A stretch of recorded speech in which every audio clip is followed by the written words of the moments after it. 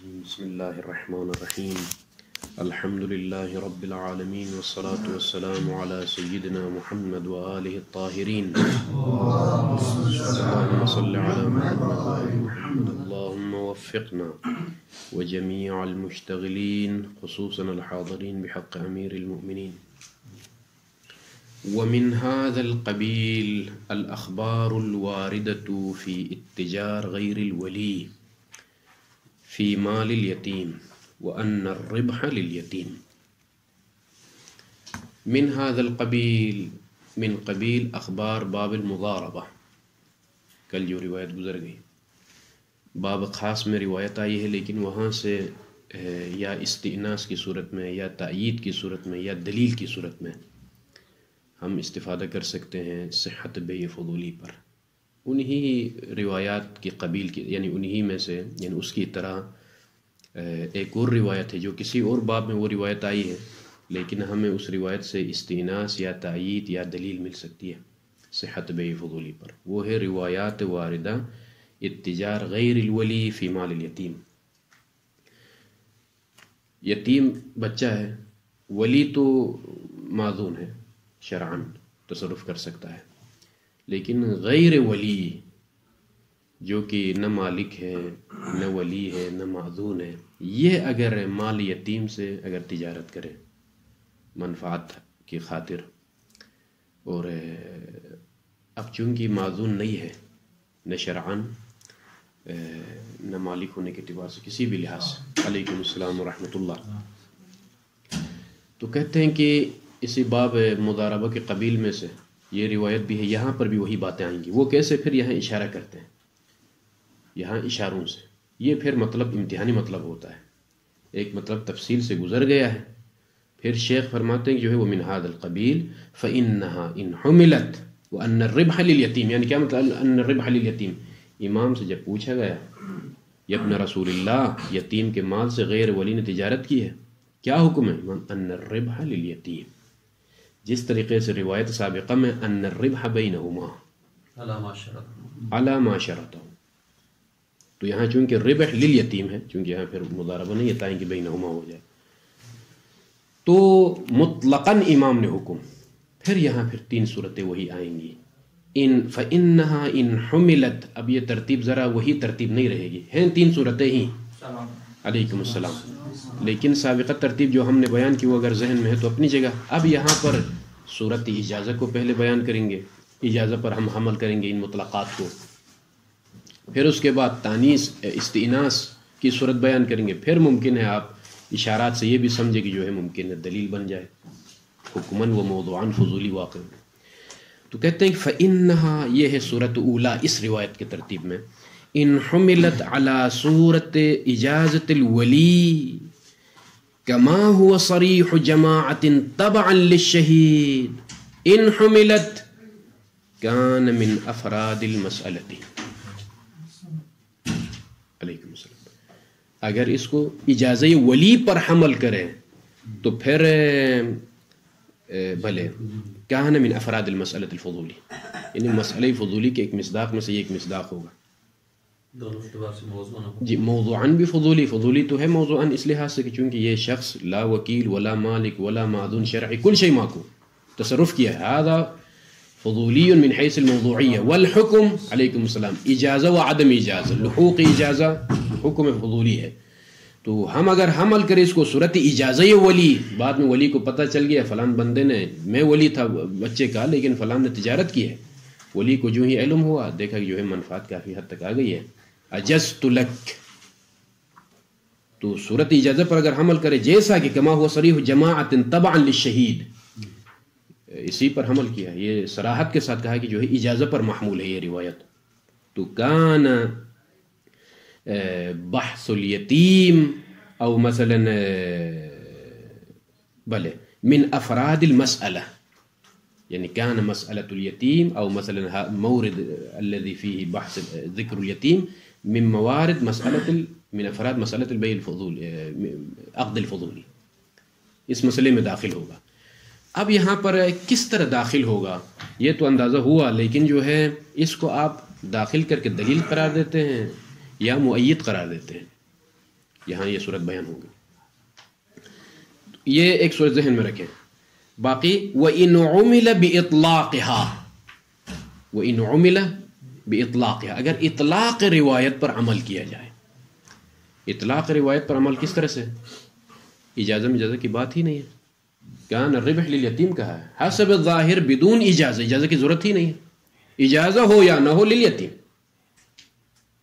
تو یہ مطلق روایت ہے. جس طریقے سے سابقہ روایت میں امام نے اگر مالک اجازت دے دے تو مضاربہ میں منفعت تقسیم ہوگی، کوئی اجازہ مجازہ کا تذکر نہیں، مطلق ہے حسب ظاہر. تو پھر کما عن جماعت ممن تقدمہم، جیسا کہ ایک فقہا کی ایک جماعت نے یہ کہا ہے جو کہ سابقہ جماعت سے متقدم ہے، شہید کے تبع میں جنہوں نے کہا، اس سے پہلے جو قدماء گزرے ہیں. تو ایسی صورت میں خرجت عن مسئلۃ الفضولی، اطلاق پر عمل کرے تو مسئلہ فضولی سے خارج ہے.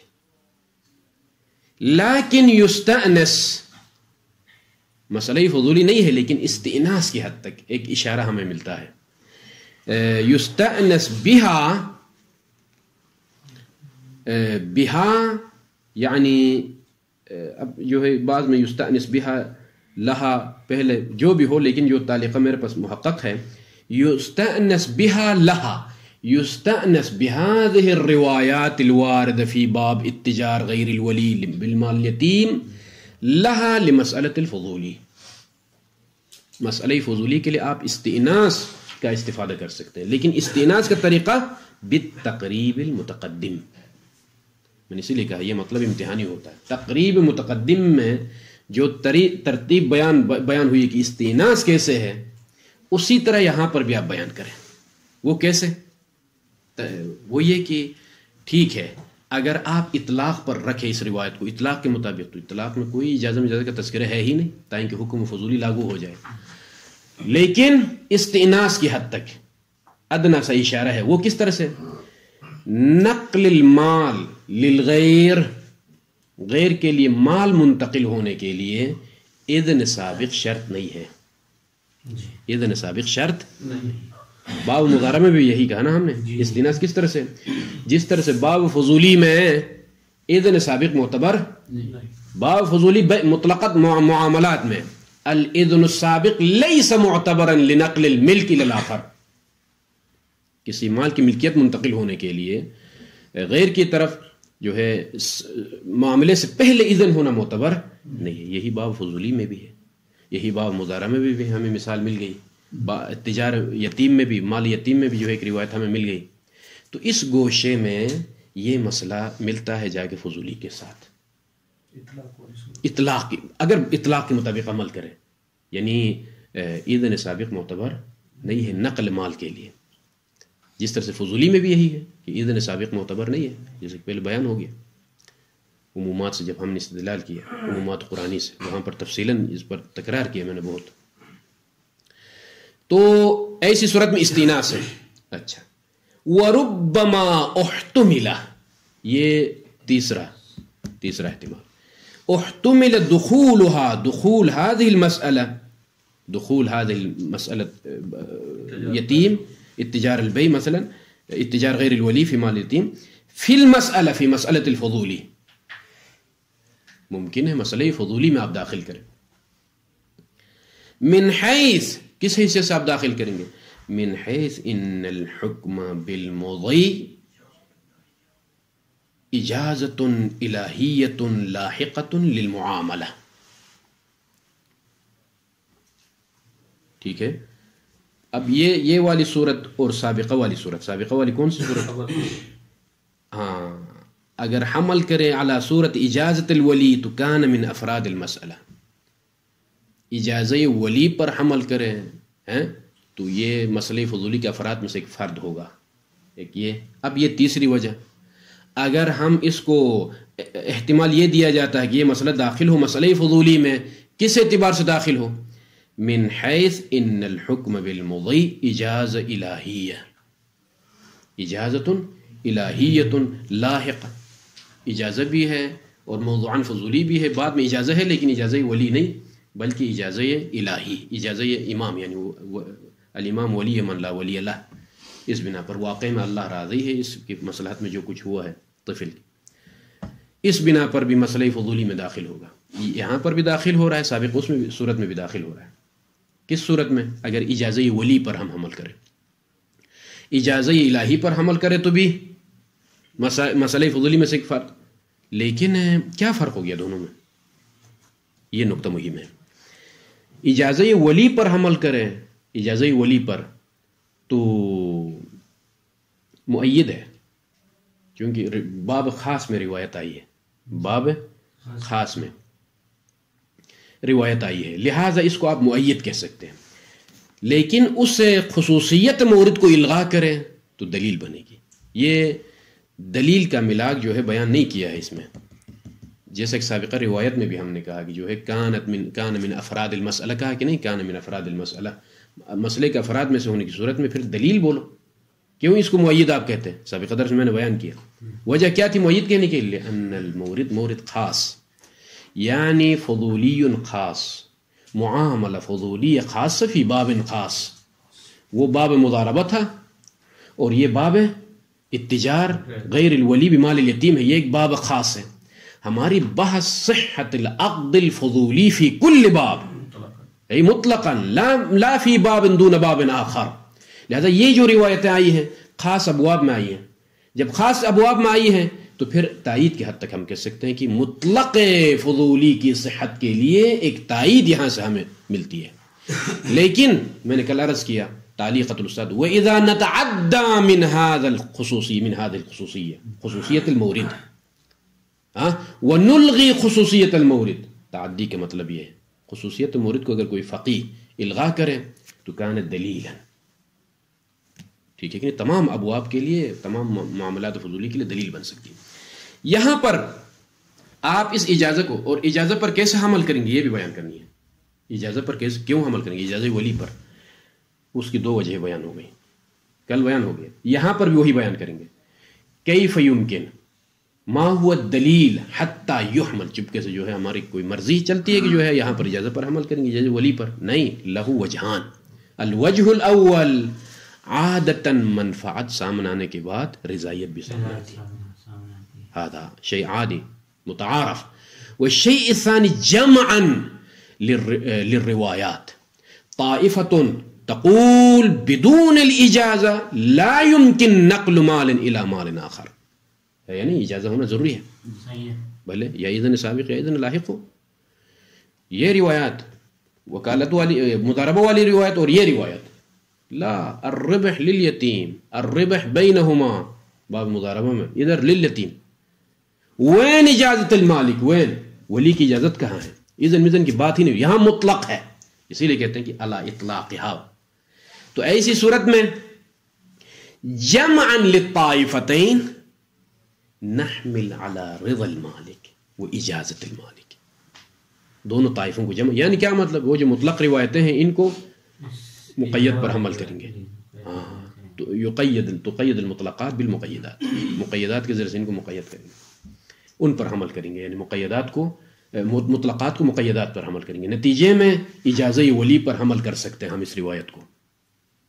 خوب, اما جو آخر میں مطلب بیان ہوا ہے اجازہ لاحقہ سے مراد ممکن ہے اجازہ الہیہ ہو, یمکن دخولها فی المسئلہ, مسئلے میں اس اجازہ کے ذریعے سے بھی آپ داخل کر سکتے ہیں. اور اس میں بھی وہی دو احتمال بیان کریں کہ بھئی مسئلے میں داخل ہونے کے بعد یا مؤید لے سکتے ہیں یا جو ہے کیا دلیل بنا سکتے ہیں. لیکن فتعمل میں یہ جو تیسری صورت جو بیان ہوئی ہے جو ہے ربما احتمل دخولها فلان فلان فی المسئلہ, اس اعتبار سے کہ ان الحکم بالمضی, معاملے کو چلانا صحیح قرار دینا, اجازہ الہی لاحقہ. اجازہ الہیہ سے مراد یعنی اجازت المعصوم, اجازت الولی من لا ولی لا للمعاملہ. فتأمل, یہ جو ہم نے یہ صورت بیان کی ہے, تین صورتیں اس طرح سے بیان کریں گے. یہ جو اجازہ لاحقہ الہیہ کی بات فی الحال چھوڑیے. الوجہ الاول روایات اتجار غیر الولی بمال الیتیم فیہا استئناس لصحت بیع الفضولی. کل کا وہ ترتیب وہ ذہن میں, کیسے استئناس ہے؟ نقل المال الی الغیر, جیسا کہ یہاں پر منفعت آ گئی, منفعت جو ہے منفعت کا مالک یتیم بن رہا ہے نا, نقل المال الی الیتیم مثال میں سابقہ اس مثال میں بغیر اذن کے جو ہے منفعت منتقل ہو رہی کس کی طرف؟ جو ہے دونوں کی طرف مضاربہ میں. یہ نقل مال الی الغیر بدون اذن کیسے؟ تو ہم نے کیا کہا وہاں پر؟ استئناس ہے، یعنی اذن سابق ضروری نہیں ہے. کسی مال کو غیر کی ملکیت میں دینے کے لیے اذن سابق شرط نہیں، بعد میں بھی رضا آ جائے. اسی لیے استئناس اس لحاظ سے. مؤید کس اعتبار سے کہا کہ ہم اجازہ لاحقہ پر حمل کریں گے روایات کو، باب مضاربہ والی روایتیں ہوں یا یہ والی روایتیں ہوں، اجازہ لاحقہ پر، یعنی بعد میں مالک راضی ہوا، اجازت دیا ہے. کیوں حمل کے؟ وہ دو وجہ میں نے بیان کی. عادتاً منفعت کے بعد مالک راضی ہوتا ہے، یا جمعاً للطائفتین، لہذا اجازہ لاحقہ پر حمل کریں گے تو پھر یہ مؤید بنیں گی، یہ روایتیں مؤید. تو کیوں مؤید؟ اس لیے کہ ابواب خاصہ میں آئی ہیں. یعنی مضاربہ فضولیہ، اتجار غیر الولی، هذا فضولی، یہ بھی فضولی ہے لیکن لیس فضولی العام بل فضولی فی باب الخاص، لہذا مؤید ہے. تیسرے مرحلے میں آپ کیا بیان کریں گے؟ دلیل بھی بن سکتے ہیں روایتیں. متى اذا الغینا خصوصیت الابواب والمورد، موارد جو آئی ہیں ان کی خصوصیتوں کو آپ الغا کریں بعنوان قاعدہ کلیہ کے بعد یہ روایت سامنے آئے گی کہ باب خاص کے لیے کوئی خاص خصوصیت نہیں ہے. من باب المثال اس باب میں یہ روایت ذکر ہو گئی مثلا. تو ایسی صورت میں جو ہے باب کی کوئی، جس باب میں روایت آئی ہے اس کی کوئی خصوصیت نہیں ہوتی ہے، بھلے ایک مثال، اس کے لیے کوئی موضوعیت نہیں ہوتی. یعنی باب یتیم یا باب اتجار ولی فلان لا خصوصیت لہ، یعنی لا موضوعیت لہ. جب موضوعیت نہیں ہے تو هذا مثال من الامثلہ فضولی کی خلاص. تو لہٰذا آپ دلیل کے حد تک لے جا سکتے ہیں. لیکن آخر میں جو مطلب بیان کیا کہ ممکن دخول المسألہ فی الفضولی اتجار ولی والی بإجازة لاحقہ، ولكن هذه الإجازة ليست إجازة الولي بل إجازة إلہیہ شرعیہ من قبل المعصوم. المعصوم ولی من لا ولی له فلان فلان، یا اللہ راضی ہے اس یتیم کے حق میں جو مصلحت میں جو کام کوئی بھی انجام دیتا، چاہے وہ ولی ہو یا غیر ولی ہو، اس کی منفعت میں ہے فلان. اللہ چاہتا ہے کہ اس کے لیے منفعت ہو، ضرر نہ ہو، نقصان نہ ہو، تو اس پر ہم حمل کریں گے. شیخ فرماتے ہیں کہ فتأمل، یہ جو تیسری صورت بیان ہوئی ہے عبارت میں، اس میں تأمل کرو. کیا تأمل ہے؟ مناقشۃ الاستاذ حفظہ اللہ. استاذ کا تعلق اس طرح سے ہے، ہم جب اجازت کی بات کرتے ہیں تو اجازت المولى العرفی باب فضولی میں اجازہ ولی یعنی ولی العرفی، ہاں ولی عرفی کی بات ہو رہی ہے، یعنی مولائے عرفی. ایک یہ بات، اور دوسری بات یہ اہم نقطہ ہے جو استاد کے تعلق میں ہے. پہلی بات جب بھی ہم اجازت کی بات کرتے ہیں اجازہ مالک عادل لا مالک الحقیقی او المالک هو المعصوم مثلا، لا، ایک یہ بات. دوسری بات اہم ہے، اگر آپ اجازہ الہی مراد لے لیں تو پھر یہ فضولی بنے گا ہی نہیں مسئلہ. وہ اجازہ فضولی تو مقرون بھی ہے، متاخر بھی ہے، سابق بھی ہو سکتی ہے یا نہیں ہے؟ اگر اجازہ مقرون بمعاملہ فضولی ہو تو هذا ليس فضولیا ابد. مثلا میں ادھر سے شیخ کی کتاب بیان ہوا نا، میں فروخت کر رہا ہوں اور ادھر سے اجازت بھی دے رہے ہیں، معاملے کے ساتھ سے مقرون ہے، یہ فضولی ہے؟ نہیں، فضولی نہیں ہے. میں معذون ہوں بھائی، میں مجاز ہوں، پہلے سے ہی مجاز ہوں، یا کم از کم مقرون ہو، ٹھیک ہے نہیں؟ تو پھر یہ فضولی نہیں ہوتا ہے معاملہ. یا شیخ انصاری کے مبنا کے مطابق لو علمت بأن الشیخ راض قلبا راضی ہے جب میں معاملہ، لیس هذا فضولی علی مبنى الشیخ العظم الانصاری. مشہور نے کہا تھا کہ اظہار کرے تب فضولی نہیں بنے گا، وإلا قلب میں راضی ہو تو، لیکن اجازت بعد میں اجازت کہے تو یہ فضولی. مشہور نے کہا ہے، شیخ تو اس کو فضولی بھی نہیں مانتے. حتیٰ اب یہاں پر یہ بات تو نہیں آتی ہے، یہاں پر اگر اجازہ الہی بولو، اجازہ الہی جس طرح سے بعد میں ہے، پہلے بھی ہے، مقرون بھی ہے، تو پھر فضولی ہی نہیں ہوگا مسئلہ. بات واضح ہو رہی؟ یہ تعلیق مہم ہے جدا. ہماری بحث اجازہ متاخرہ و لاحقہ میں ہے. آپ کیوں اجازہ الہی لاحقہ؟ کیا مشکل ہے اللہ کے لیے حین المعاملہ اجازہ مقرونہ و اجازہ سابقہ التي تسمى اذن، فلا يكون اصلا فضوليا لا موضوعا ولا حكما. تمام. فتأمل. بات واضح ہو گئی مشائخ نے، ساتھ کوئی احتمال ہے اس میں؟ جہاں چونکہ مجھے اندازہ نہیں ہو رہا، کفایہ کے درس میں مجھے اندازہ ہوا کہ بعض برادران کی طرف سے ٹھیک ہے نا، جہاں ہو مجھے چونکہ بعض نے تکرار کیا ہے، بعض ابتدائی ہے، وہ اندازہ نہیں ہو رہا ہے، تو بعض اوقات واضح سمجھ کے ہم نکل جاتے ہیں، وہ مشکل رہ جاتی ہے، تو متنبہ کریں. ہو یہ جو ہے دلیل نہ بننے اور تائید بننے کے لیے یہ بھی ہو سکتا ہے کیونکہ اس میں احتمالات زیادہ ہیں بطلان کے لیے. جی مؤید کے لیے ضروری نہیں ہے کہ صرف مورد کی وجہ سے مؤید بنے. احسن تم مثلا یہ مؤید ہے، دلیل نہیں بن سکتی اس لیے کہ یوجد احتمال هذا اور وہ بھی ہے نا اذا ورد الاحتمال. ہاں آپ دلیل نہیں بنا سکتے اس کو، چونکہ یہ بھی احتمال ہے. میں ایک مصداق کو بیان کیا ہے کہ موارد انشاءاللہ ان قریب مثلا من باب تعبد بھی جو ہے مؤید ہے، تعبدن ہے یہاں پر ایک مثلا، یا جو ہے احتمال آخر موجود ہے اسی لیے اس کو مؤید کہا ہے. اگر کوئی احتمال نہ ہو، کلام واضح و مطلوب میں، تو هذا دلیل، وإلا احتمالات اخرى آ جائے تو پھر بھی کلام مؤید بن سکتا ہے، دلیل نہیں. وربما یؤید، اس روایت کا میں ترجمہ کروں گا، میرے خیال میں ترجمے پر ہی مطلب بھی تمام ہوگا، لیکن روایت کو سمجھنے کی بات ہے. ٹھیک ہے، ابھی پہلے آپ سب مل کر، چونکہ مثال ایک ہی رکھیں گے، چونکہ گڑبڑ ہو جائے گا، مطلب مثال ایک رکھیں گے اور مثال بھی آپ لوگوں کے درمیان ہی ہو، طلبہ کے درمیان ہی. ہم زید بکر عمر میں نہیں جائیں گے، ٹھیک ہے کہ نہیں، ادھر درمیان میں ہی رکھے، 3 طبقے بنائیں، 3 گروہ، اور ان کے درمیان جھگڑ کروائیں، پھر جھگڑے کے بعد آخر میں 2 کو نکالنا ہے، 1 کو رکھنا ہے میدان میں، تاکہ فضولی بن جائے یہ روایت. اس کو روایت اشیم یا اشیم کہا جاتا ہے. جس طرح سے نام میں گڑبڑ، اسی طرح روایت میں بھی گڑبڑ. ٹھیک ہے.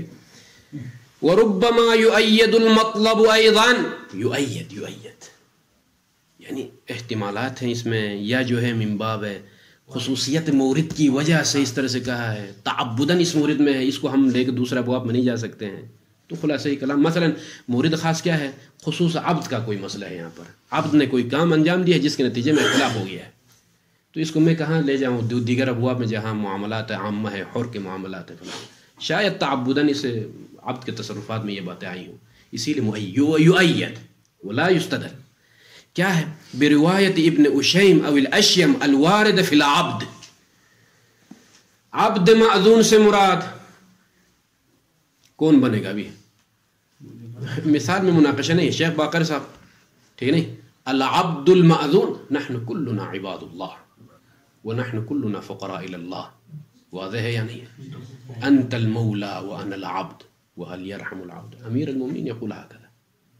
ٹھیک ہے کہ نہیں؟ ہم نے سادات کے احترام میں کسی کو عبد نہیں بنایا، ٹھیک ہے نا، لیکن ہم بھلے خوب سبحان الذي اسرا بعبده ليلا من المسجد، کیا عبودیت کی بات ہے. وربما يؤيد المطلب ايضا بروايه ابن اشین الوارد في العبد المأذون. عبد معذون شیخ باقر، یعنی کیا مطلب، باقاعدہ پڑھا لکھا عبد ہے اور مولا نے پیسے بھی دیے، کاروبار تجارت کرنے والا تاجر عبد ہے، ماشاءاللہ سے تجارت میں جو ہے مہارت رکھتا ہے. ٹھیک ہے. اور والد محترم کا نام جی ہمت، عبد ہے، معذون ہے، من قبل مولا، مولا ہے ہمت علی. ٹھیک ہے نا، ہمت مولا کا نام کیا ہے، ہمت علی. خوب، الذی، وہ معذون کہ دفع الیہ مال، دفع الى هذا العبد المعذون من قبل ابی. اب مسئلہ یہ ہے کہ بعد میں وہ اب بھی عبد بننے والا ہے، اسی لیے یہ جو ہے اس کو پھر مثال تبدیل کرنی ہوگی، کیونکہ جو آپ کا نہیں مثال تبدیل کرنی نہیں، ان کے بھلے کسی اور کو جو ہے ان کا جو ہے مولا بناتے ہیں، ٹھیک نہیں، کسی اور کو مثلا فی الحال منحوس زید کو پھر لے کر آئے، کیا کریں، زید مولا ہے، ٹھیک ہے کہ نہیں. یوم اربعاء کی مناسبت سے گاؤں میں ایک مدرسہ تھا، وہاں پر ہم نے کچھ پڑھا کچھ عرصے تک. ہمسائے میں کچھ کوئی گھر تھا، وہ خاندانی اعتبار سے زید، ان کے جد کا کوئی نام تھا زید،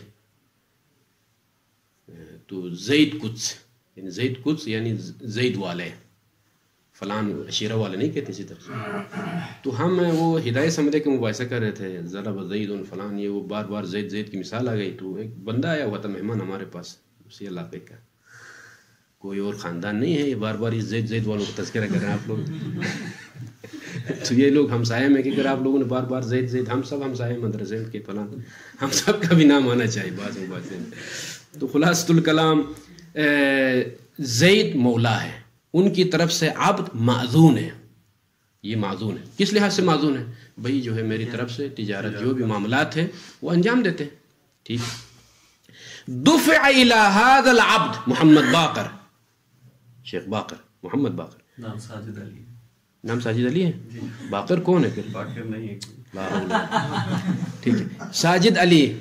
ہاں، 1 سال تک ایک طالب علم کو بلال کہتا رہا ہوں، وہ اور نکلا. کل پتہ چلا مجھے مدرسے سکھتے میں وہ اور بلال ہے، یہ اور شخص ہے. اس کا نام مسئلہ کر. دفع الى هذا العبد المعذون مال دینے والا کون ہے؟ شیخ سخاوت ہے. شیخ سخاوت نے مال دیا ان کو. کیوں دیا شیخ سخاوت نے مال؟ لیشتری به، تاکہ شیخ ساجد هذا العبد المعذون یشتری بهذا المال الذي مال شیخ سخاوت نسمتا، ایک جاریہ کو خریدے. وَيَعْتِقُهَا، یہی نسخہ ہے نا آپ لوگوں کے پاس. ایک اور نسخہ ہے، وہ گڑبڑ نہ ہو جائے، مطلب پر اثر نہیں پڑے گا، چاہے وہ نسخہ ہو جائے. اور اس کو خریدنے کے بعد جا کے بازار سے نسمہ خریدنے کے بعد یعتقها. خوب. وَيُحِجَّهُ عَنْ أَبِيهِ،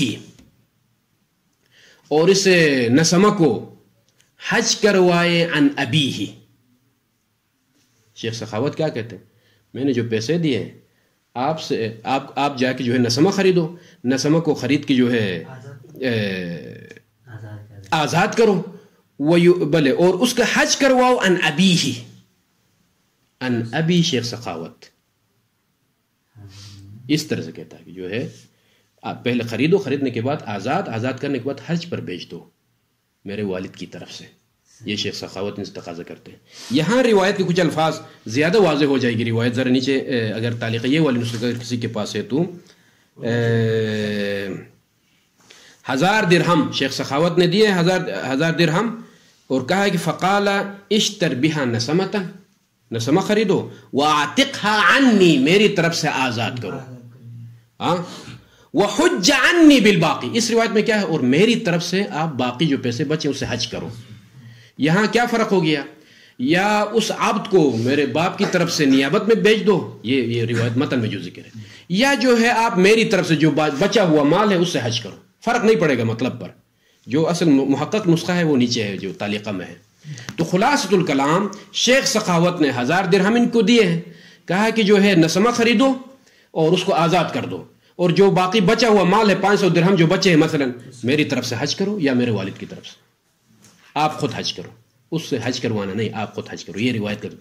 تو یہ دونوں معنی میں پھر تشویش نہ ہو، فرق نہیں ہے. آپ خود جا کے حج کرو میری طرف سے، یا اس جس کو آزاد کیا ہے خریدنے کے بعد اس کو حج کروا دو میری طرف سے یا میرے والد کی طرف سے.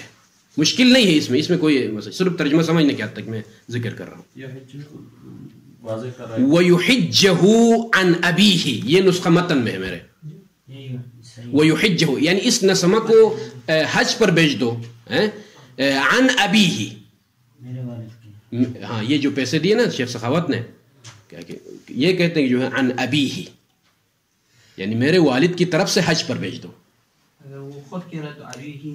ہاں، نیچے والی روایت جو ہے وحج عنی بالباقی، خود شیخ سخاوت کہہ رہا ہے کہ جو باقی پیسے بچے وہ میری طرف سے حج پہ جاؤ.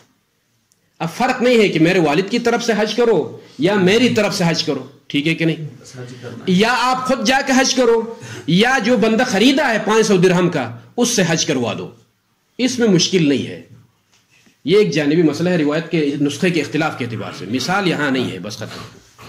خوب، اب آ جائیں عبد معذون شیخ ساجد صاحب. فاشترا اباہ، اتفاق سے شیخ ساجد کے والد بھی غلام تھے، عبد تھے. فاشترا اباہ، وہ جو 1000 درہم تھے دیے تھے شیخ سخاوت نے، خود بھی معذون ہے. ٹھیک ہے کہ نہیں؟ معذون ہے، اور ان کا مولا کا نام کیا ہے؟ زید رکھا ہے ہم نے. ٹھیک ہے کہ نہیں؟ زید رکھا ہے. ان کی طرف سے معذون ہے، ان کے پاس پیسے ہیں، شیخ سخاوت نے بھی 1000 تھما دیے ہیں، ٹھیک ہے کہ نہیں؟ تو اب یہ جا کر جو ہے خریدا ایک عبد کو، کہ وہ کون ہے عبد؟ ابا ہوں، اور ظاہر سی بات ہے وہ عتقہ ہوں، یہ عتق قہری ہے، وہ خریدنے کے بعد ان کو آزاد کر دیا۔ اب آ جائیں یہاں تک تو 2 گروہ میدان میں آ گئے، شیخ سخاوت اور زید جو کہ ان کے مولا ہے، وہ میدان میں ابھی۔ ثم تنازع مولا الماذون، مولا معذون زید، شیخ ساجد کے مولا معذون، معذون شیخ ساجد ہے، مولا کون ہے؟ زید۔ ومولا الاب، ومولا الاب، اب ہاں چونکہ اب جن کے پاس غلام تھا اس کا بھی ایک مولا ہے، ٹھیک ہے نہیں؟ وہ بھی میدان میں آ گیا۔ وہ کیوں بھائی؟ اس کو بھی ایک نام رکھا، اس کا کیا نام رکھیں گے ہم؟ مثلا بکر، احسن تو بکر تنازع مولا الماذون جو کہ زید ہے، اور اس کے بعد وہ مولا الاب، ہاں بکر ہے۔ بکر کا نزاع درمیان میں کیسا گیا؟ اس نے کہا کہ جو ہے بھائی یہ بڑا تاجر ہے، میں نے بھی اس کے پاس پیسے رکھ دیے تھے، ٹھیک ہے کہ نہیں؟ میں نے میرے پیسوں سے خریدا ہے۔ شیخ سخاوت نے کہا کہ میرے پیسوں سے خریدا ہے، اسی لیے کہا کہ یہ تاجر ہے۔ ظاہر روایت اور سیاق سباق یہ کہ جو ہے بڑا تاجر ہے، پتہ نہیں کیا ہے تو اندر سے بڑا تاجر ہے، باقی جو ہے کئی لوگوں کے پیسے اس کے پاس ہے، اسی لیے یہ نزاع سامنے آ رہا ہے، ٹھیک ہے نا؟ اب آ جائے وورثۃ الدافع، تیسرا گروہ، اطال اللہ عمرہ الشریف، شیخ سخاوت یہ جا کے خریدنے سے پہلے ہی اللہ کے پیارے ہو گئے۔ ورثہ نے کیا دعویٰ کیا؟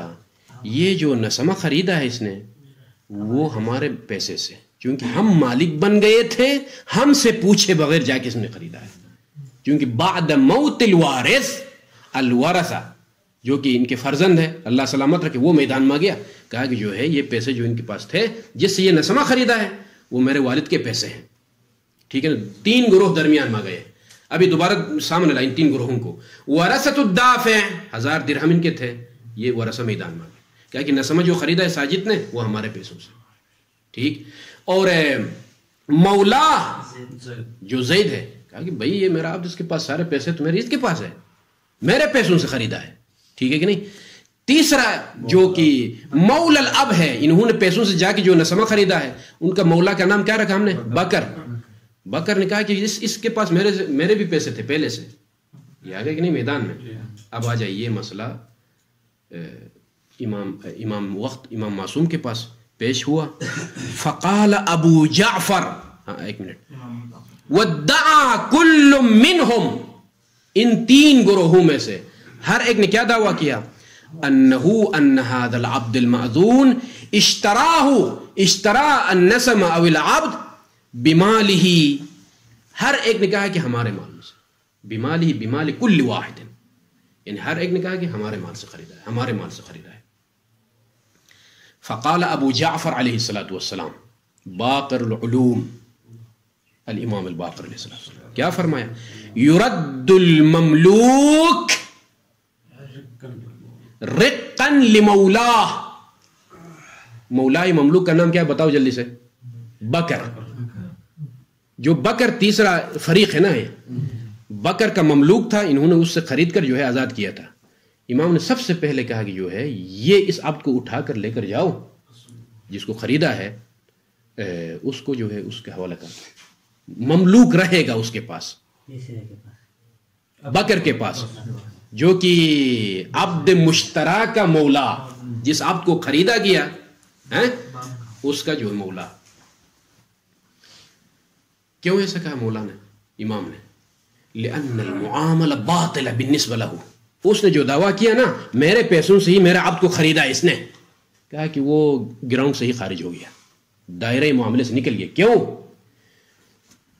مملوک اس کا ہے، پیسے بھی اس کے، تو عوض اور معوض ایک ہی جگہ میں تو جمع نہیں ہوتے ہیں، معاملے میں ایک عوض خارج ہو، معوض جیب میں آ جائے، یا معوض نکل جائے عوض جیب میں آ جائے. ایک ہی شخص مالک العوض والمعوض لیس بیعا هذا ابو حبیبی لیس بیعا باطل لأنه يلزم منه جمع العوض والمعوض. لهذا أيها المدعي البكر لعنة الله عليك بالنسبة لك هذه المعاملة باطلة، باطل ہے. آپ مدعی بھی ہے کہ پیسے میرے ہیں، تو جو مملوک جو عبد خریدا ہے آپ سے وہ بھی آپ کا مملوک ہے، لہٰذا آپ کی نسبت معاملہ باطل ہے. لہٰذا یہ عبد آپ کے پاس ہی رہے گا، یعنی آپ مالک عبد ہی ہیں. اب آ جائیں تو چونکہ اس کا مملوک تھا نا، اس سے خریدا ہے، تو اس کی نسبت جب یہ معاملہ باطل ہے تو اس کے پاس ہی رہے گا، وہ مملوک ہے اس کا، اس کے پاس رہے گا. اب دو فریق میدان میں، کون کون؟ ورثۃ سماحت الشیخ و مولا هذا العبد. وہ کون ہے؟ زید. دونوں میدان میں ہیں. امام کیا فرماتے ہیں دیکھیں، وَأَيُّ الْفَرِيقَيْن، ان دو فریقوں میں سے جو بھی اقام البینہ، بینہ قائم کریں، بعد ذلك، بعد رد المملوک الى مالکہ، اس مملوک کو اپنے مالک کی طرف رد کرنے کے بعد اب ان دونوں کے درمیان دیکھا جائے گا. عندك بینہ ایوہ المولا زید، ایوہ الورثہ عندکم بینہ. تو اب آ جائیں علی انہ، بینہ کس بات پر؟ علی انہ ان هذا العبد المأذون وهو شیخ ساجد اشتراہ، اس نے سمک کو، اس عبد کو خریدا ہے بمالہ، بمال ای من الفریقین، فریقین میں سے جس فریق کے مال کے ذریعے سے خریدا ہے اس پر اگر بینہ ہو تو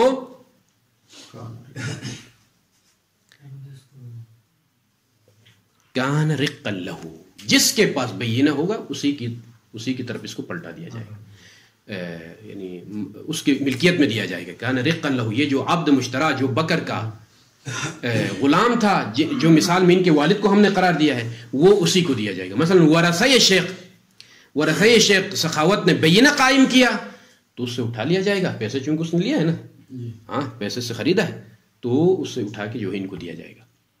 اگر بینہ ان کے مولا کے پاس جو کہ زید ہے تو پھر ان کو جو ہے پیسے ان کو دیا جائے گا، اگر بینہ ان کے پاس ہے تو. اب آ جائے یہاں رکیے، یہاں ایک اور کو گراؤنڈ سے نکالنا ہے ابھی، کیونکہ دونوں کے لحاظ سے فضولی، ابھی اصل مسئلے سے ربط دینا ہے نا صحت فضولی کے ساتھ. یہاں پر ہم تقریب، یہاں تو روایت تمام ہو گئی، بینہ ان کے ورثہ کے پاس ہے تو ان کو دے دو، بینہ ان کے مولا کے پاس ہے تو اس کو اٹھا کے ان کو دے دو. مولا نے یہ کہا، روایت تمام ہو گئی. ما ہوا تقریب الاستدلال، صحت فضولی پر استدلال کہاں سے آپ نکالیں گے بھائی؟ تو یہاں پر ذرا اور میدان کو تنگ کرو. جو ان کا مولا ہے، جو جن کا یہ دعویٰ ہے کہ میرے پیسوں سے ہی میرے عبد نے اپنے باپ کو خریدا ہے جا کے، فضولی نہیں ہے ان کی نسبت، معاملہ فضولی کیوں؟ وہ معذون ہے، معذون من قبل مولا من بدایت الامر. لہذا ہماری بحث سے مربوط نہیں ہے، یہ بھی ہماری بحث معاملے فضولی میں. جب معاملے باطل ہے تو دوبارہ بینہ قائم کرنے کی ضرورت کیا ہے؟ حجی آغا آپ کہاں ہیں بھائی؟ کسی اس کی نسبت باطل نہیں ہے. جب معاملے سرے سے باطل ہے، نہیں، بن نسبت باطل ہے. جس نے کہا کہ جو ہے یہ جو آپ میرا عبد جو خریدا ہے وہ میرے پیسوں سے خریدا ہے، تو ہم کہیں گے اس کو معاملہ تک باطل ہے، آپ کی نسبت یہ معاملہ باطل ہے. ٹھیک ہے کہ نہیں؟ ہاں، تیسرا جو بکر ہے نا، اس نے یہ دعویٰ کیا کہ میرے پیسوں سے میرا عبد خریدا اس نے، تو ہم کہیں گے آپ کی نسبت یہ تمہارا معاملہ باطل ہے. نہیں ہو سکتا کہ عوض اور معوض دونوں کا آپ مالک ہو. لہذا جب باطل ہے تو آپ کا عبد اپنے پاس ہی رکھو. فی الحال جو پیسے آپ کے پاس آئے ہیں ان کی طرف سے، وہ کس کے پتہ چلے گا؟ وہ رسک ثابت کرے بینہ کے ذریعے سے، تو ہم کہیں گے لاؤ عبد کو لے آؤ بھائی، دے دو اس کو. اگر ان کا مولا ثابت کرے تو کہیں گے کہ وہ رسک کو آپ خاموش ہو جاؤ، اس عبد کو اٹھا کی طرح ان کے حوالہ کریں گے. ٹھیک ہو گئی بات؟ اب یہاں پر پھر دائرے کو تنگ کرو. یہ جو ان کا مولا ہے، جو یہ انہوں نے دعویٰ کیا کہ جو ہے میرے پیسوں سے خریدا ہے، تو کہیں گے کہ یہ ہمارے مسئلے کے ساتھ مربوط نہیں ہے یہ مسئلہ، کیونکہ عبد معذون، یہ عبد معذون ہے اپنے مولا کی طرف سے. رہ گئی بات ورثہ. ورثہ کا کیا کہنا ہے؟ ان کے معاملہ کرنے سے پہلے ہی والد کا انتقال ہو گیا، ہم مالک بن گئے تھے اس پیسے کے. 1000 درہم کی بات روایت میں، 1000 درہم کے ہم مالک بن گئے تھے.